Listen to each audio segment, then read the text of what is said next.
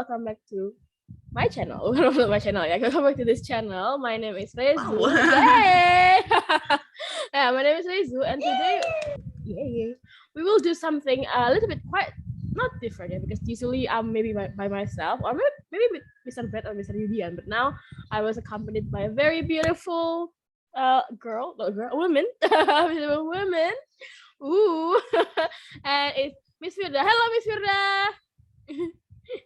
Hi everyone. Hi Miss Rezu. Hello. Yeah. So it's nice to see you today.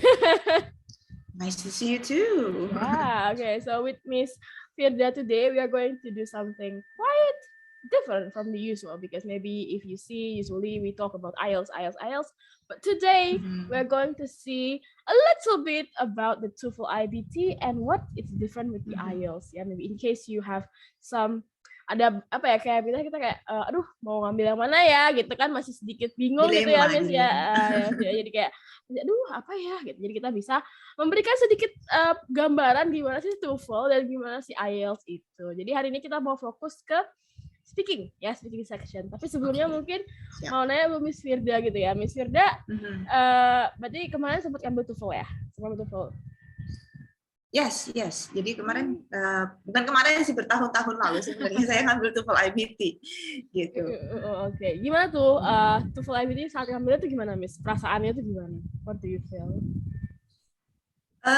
Deg-degan karena waktu itu tidak ada resource sama sekali untuk belajar TOEFL IBT-nya. Jadi benar-benar itu masuk ke medan perang, kayak nggak tahu mau bawa senjata apa, udah masuk aja gitu. Nggak ada strateginya gitu ya? Karena kenapa? Nggak ada strateginya gitu ya? Jalan gitu. Nggak juga, nggak ada strategi juga, materi aja nggak tahu mau dihadapin apa, apalagi strategi gitu. Jadi so yeah, I was actually based on luck. I relied myself on luck, and that's not good, guys. Don't copy that. I mean, don't do that. Karena it really is not good. Not everyone can do it. Ya, mungkin di bawahnya ada ini ya, adegan dilakukan oleh profesional gitu ya. Oh, boleh ya, profesional. I see. Jadi Miss tanpa, misalnya kayak emang sih walaupun tanpa ini, tapi sudah pernah merasakan ya. Jadi the thrill of taking the TOEFL IBT. So TOEFL IBT itu bisa diambil di mana aja sih, Miss? Misalnya ada nggak sih kayak kalau IELTS kan kita ada IDP, kita kerjasama dengan British Council, ada senternya. Kalau TOEFL? Kalau TOEFL itu dia tuh jadi gini, TOEFL itu akan mengakreditasi beberapa sekolah internasional yang mereka punya fasilitas yang bagus gitu. Jadi kayak lab komputernya bagus, sistem komputernya memadai untuk bisa mengerjakan TOEFL dengan oke, karena dia kan IBT kan, jadi internet based gitu. Terus ini mungkin banyak orang yang pengen tahu juga ya, Miss Firda ya. Itu apa sih bedanya ternyata IBT dan ITP itu bedanya apa sih sebenarnya? Miss kan ada TOEFL tuh ada dua kan, IBT dan ITP. Bedanya apa sih sebenarnya? Oke, jadi bedanya kalau ITP itu dia yang pertama level TOEFL-nya, Miss. Jadi kalau ITP itu dia biasanya kalau di Indonesia itu cuma institutional based aja. Jadi kayak misalnya kita kuliah di, saya waktu S1 kuliah di UNESA gitu. Untuk graduation kan biasanya kita perlu TOEFL, nilai TOEFL gitu kan. Nah itu ITP juga boleh dipakai. Gitu. Even sometimes beberapa universitas ada yang memberi keringanan, jadi pakai yang PET aja yang ala-ala universitasnya gitu. Tapi yang member ITP sebenarnya itu juga boleh dipakai. Dan kalau untuk program beasiswa itu kita cuma bisa untuk beasiswa yang disediakan di Indonesia itu kita cuma bisa pakai ITP untuk daftar program beasiswanya aja. Misalnya LPDP nih, kita ngomongin LPDP. Ya udah kita cuma pakai ITP untuk daftar LPDP-nya aja. Gitu. Tapi begitu kita mau tujuan kita ke luar negeri dan kita mau diterima di univ di luar negeri, maka kita harus ambil yang IBT karena IBT itu lebih diterima di worldwide, seluruh dunia. Gitu. Jadi level penggunaannya beda. Yang kedua bentuk tesnya juga beda. Nah, kenapa kok level penggunaannya beda? Karena ITP bentuk tesnya ya simple, cuman listening, structure and written expression, reading, dan ada writing sebenarnya. Kalau ambil yang levelnya agak mahal tuh 600 ribuan itu, dia ada writing-nya juga gitu. Cuman that's it gitu. Jadi limited banget untuk skill yang diteskan. Gak ada speaking kan di situ berarti. Tapi kalau di IBT ada 4 skill ya, sama kayak IELTS sih basically. Jadi listening, speaking, reading, writing. Jadi mirip ya. Kalau yang IBT dia mirip, kalau yang ITP ada sedikit perbedaan dari yang diujikan gitu ya. Betul. Materi yang akan diujikan itu agak beda. Terus yang ketiga adalah media tesnya. Karena ITP itu paper based sekarang, even sampai sekarang, jadi masih paper based. Jadi kita harus datang ke center atau pusat bahasa kampus mana gitu misalnya yang paling aman untuk tes ITP gitu. Nanti kita akan menjadikan ujian biasa aja gitu. Jadi yang ngurek-ngurek lebar jawaban gitu. Kurang ya. Terus iya kurang gitu. Kalau IBT kita harus daftar ke, kalau saya waktu itu kebetulan lewat agen pendidikan, jadi education agent gitu. Mereka yang akan bantu, bisa juga daftar sendiri di mana, di websitenya. Jadi di websitenya TOEFL akan ada page untuk daftar dan kita bisa pilih kita mau kemana. Kebetulan waktu itu saya di Surabaya dan di Surabaya European School kalau nggak salah. Pokoknya di satu sekolah internasional juga di Surabaya. Oke. Jadi gitu ya. Jadi lumayan ada perbedaan yang banyak ya. Mungkin nanti kita bisa buat video lagi untuk perbedaan yang lebih detail apa sih bedanya gitu ya. Let's go. Jadi jangan lupa subscribe biar tahu nanti kita ini ya upload videonya ya, Miss ya. Oke, siap. Let's go. Oke. Jadi kan kemarin kita udah ngomongin yang general things gitu ya. Tapi ada satu hal yang memang jadi untuk mendukung mungkin teman-teman yang nonton ini tuh pengen, aduh aku bingung masih pengen apa gitu ya. Kita akan bahas per skill dari apa yang perbedaan antara TOEFL IBT dan juga IELTS dan juga mungkin TOEFL yang lainnya, atau mungkin kita fokusnya TOEFL IBT dan IELTS dulu kali ya. Dan untuk yang di video ini kita akan ngomongin soal apa sih bedanya speaking gitu. Nah, sebelum tahu bedanya speaking itu apa, mungkin dari saya sendiri, saya mau explain sedikit soal IELTS speaking gitu ya. Jadi, kalau IELTS speaking itu dia sistemnya mungkin udah pada tahu banyak. Dia 15 menit paling lama, Miss ya, kalau speaking IELTS itu. 15 paling lama, itu paling lama banget tuh. Jadi kayak udah kalau udah 5 menit nggak mungkin lebih ya. Dan mereka tuh kayak timing gitu.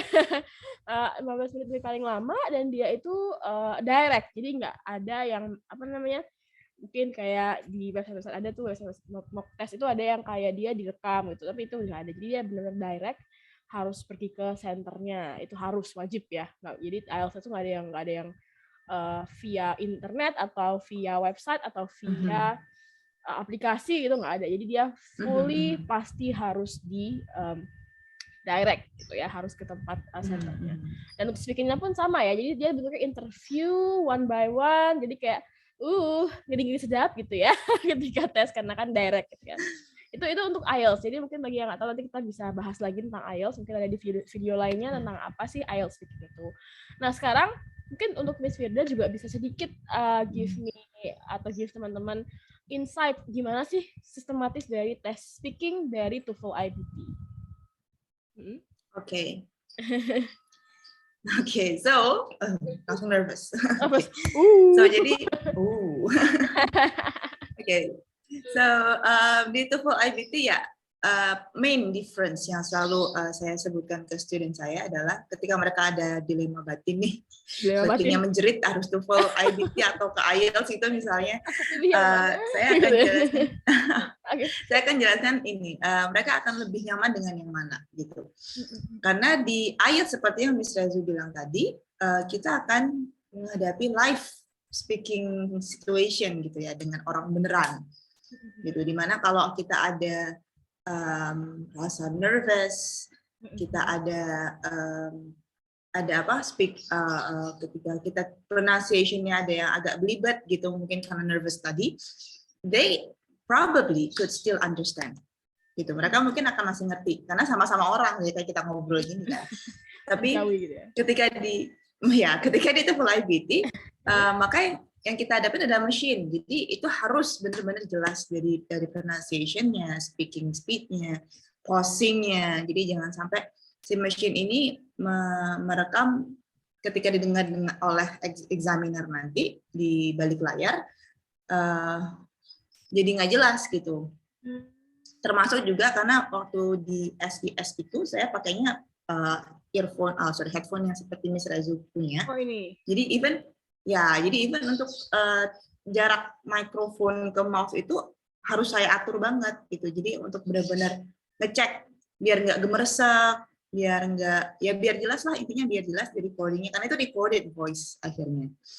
gitu. Jadi macam orang rekaman mau bikin album lah. Jadi harus artikulasinya harus benar-benar jelas banget semuanya. Ya. Jadi nggak bisa Gitu. yang kayak Billie Eilish yang gitu nggak bisa ya berarti ya. Harus gitu ya bisa, karena kan kalau macam harus karena kalau nggak gitu kan berarti nanti mereka akan salah paham dengan pronunciation dari kita ya, atau mungkin kehilangan suara kita gitu ya. Oke. Betul. Jadi harus jadi Lady Gaga ya. Jadi Gaga. Yes. Ra itu harus jelas. R-nya harus jelas ya. Ra. Oh iya dong. Oke. I see. Jadi perbedaan pertama dari yang bisa kita lihat dari penjelasan Miss Firda adalah kalau misalnya TOEFL itu dia with machine. Jadi memang dengan apa ya? Dengan layar, hanya kita berhadapan dengan layar aja. Sementara di IELTS itu kita direct dengan manusia gitu ya. Dengan human being gitu. Oh, itu perbedaan pertama. I see. Ada lagi Miss mungkin? Yang kedua adalah bentuk tesnya. Jadi jadi lebih ke kayak materi speakingnya gitu. Jadi kalau di IELTS itu kan waktunya sebenarnya hampir mirip, paling beda 30 detikan gitu atau 1 menitan gitu antara TOEFL IBT dan overall ya. Overall. Tapi kalau untuk questionnya, kalau tipe questionnya, parts-nya itu kalau di TOEFL IBT kan, kalau di IELTS kan ada 3 part ya, ada 3 part. Kalau di TOEFL IBT ada 4. Nah 4 ini dibagi menjadi dua main house gitu loh. Jadi yang pertama adalah independent speaking task. Itu dimana kita nanti dikasih kita free responding, jadi kayak ada dialog di layar gitu, terus kita responnya gimana, terus nanti ada muncul lagi dialog lagi di layar, kita responnya gimana. Itu free response aja. Itu kalau di IELTS bukan identik, tapi mungkin kind of nilai speaking kind of similar to part 1 personal question. Karena itu benar-benar free, terserah kita banget kan mau jawabnya gimana gitu, dan nggak terlalu panjang, secukupnya gitu ya, tetap secukupnya, betul. Nah di yang kedua, tipe yang kedua adalah yang integrated speaking question. Kalau integrated speaking question itu ada 3 pertanyaan di situ. Nah kenapa kok namanya integrated? Karena kita harus combining skills.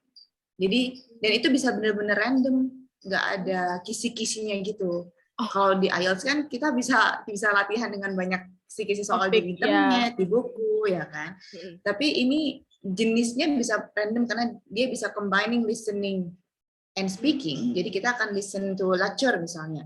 Lalu kita harus merespon lecture itu dengan recording our voice selama beberapa kalau nggak salah 45 sampai 60 menit waktu recordingnya. Tapi ada waktu preparationnya selama 30 sampai 45 detik. Gitu. Okay. Bisa combining listening. Ya, bisa combining listening dan speaking, bisa combining reading dan speaking. Jadi nanti case-nya dalam bentuk teks di layar, kita baca cepat-cepat, kita mengerti cepat-cepat, lalu kita respon sesuai dengan recording time di situ. Nanti ada timer muter gitu kalau pas kita recording voice. Terus yang ketiga bisa jadi combining the three of them. Jadi listening, reading, dan juga speaking. Jadi kita harus dengerin lecture dulu atau reading scenario dulu, terus baru dengerin lecture, baru kita responding dengan recording our voice selama kurang lebih 1 menit per pertanyaan. Jadi itu nanti pertanyaannya ada berapa Miss? 3 berarti? Atau pertanyaan cuma 4? Ada 4 pertanyaan, itu skillnya akan berbeda-beda berarti? Apa tidak bisa ditebak? Iya, betul. Beda-beda dan tidak bisa ditebak. Jadi itu benar-benar tergantung. Again, it's about luck sebenarnya juga. Karena luck pasti playing part di situ. I see. Karena apa ya, nggak tahu ya, kita sama seperti kita di IELTS. Kalau mungkin IELTS sistemnya bakal sama ya. Jadi kalau sistemnya sama tuh kita 3 part. Itu sistemnya sama semua. Jadi kalau semuanya speaking, paling ada sedikit cuman writing buat preparation for ini aja, part 2, tapi untuk sistematik dan cara menjawab sama semua. Bedanya paling kita lakinya tuh adalah apakah kita mengerti topik atau tidak, itu sih lakinya ya. Betul. Ya, kalau dari IELTS mainnya di situ. Apakah topiknya akan absurd gitu ya, kayak kemarin sempat nemu describe a time where you were kidnapped, ya kayak emang semua orang pernah dikidnap ya.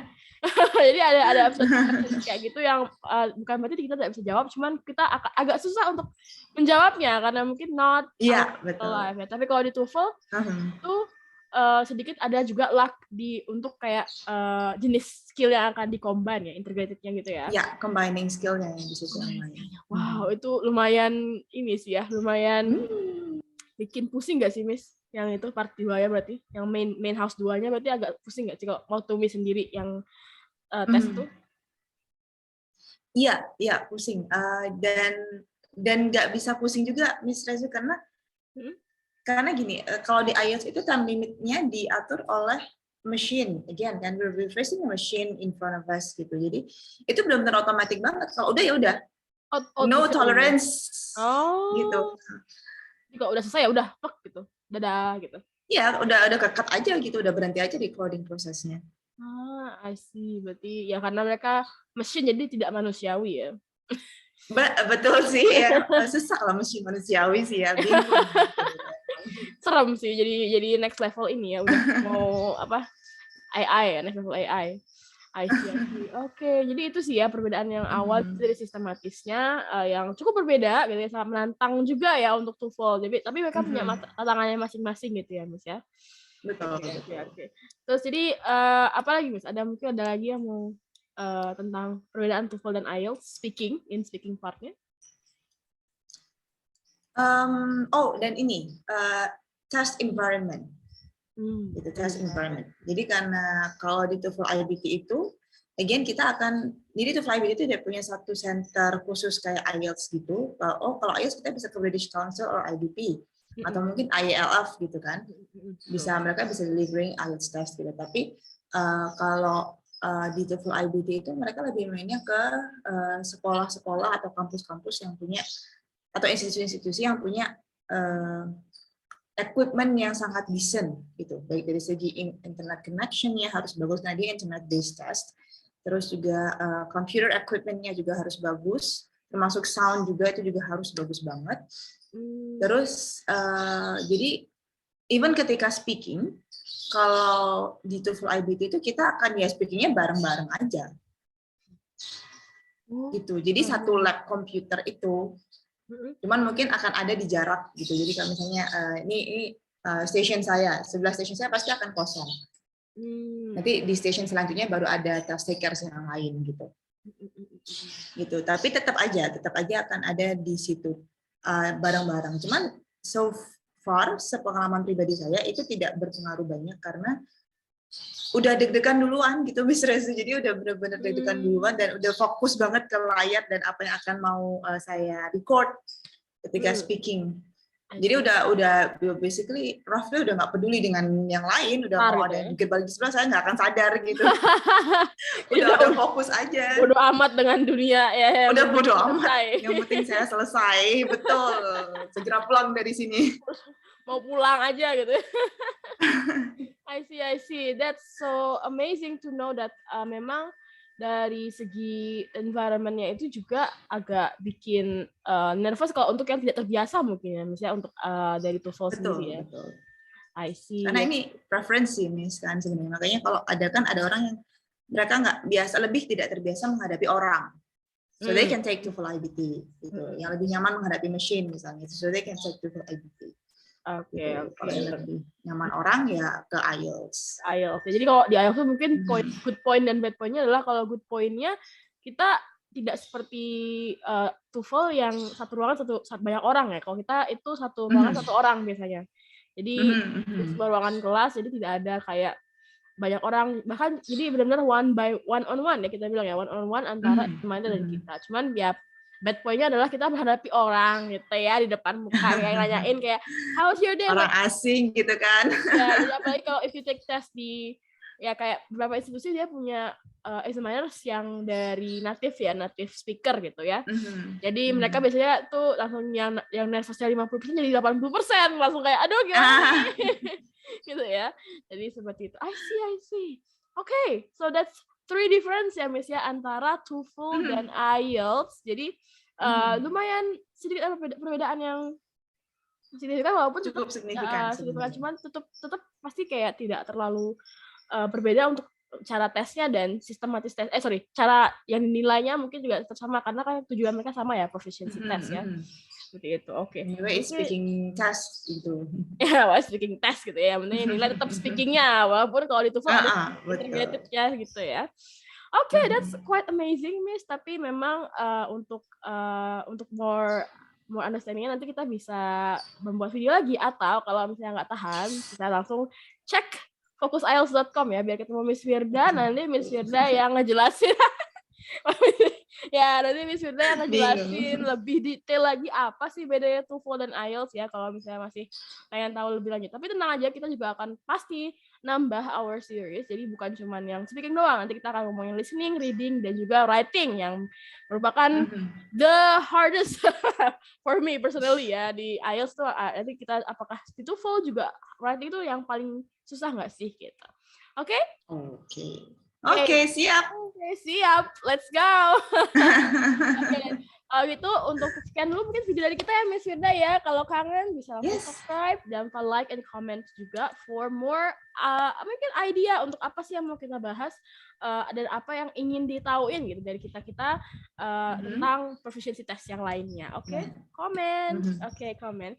Then thank you so much and we will see you again in our next video. Bye.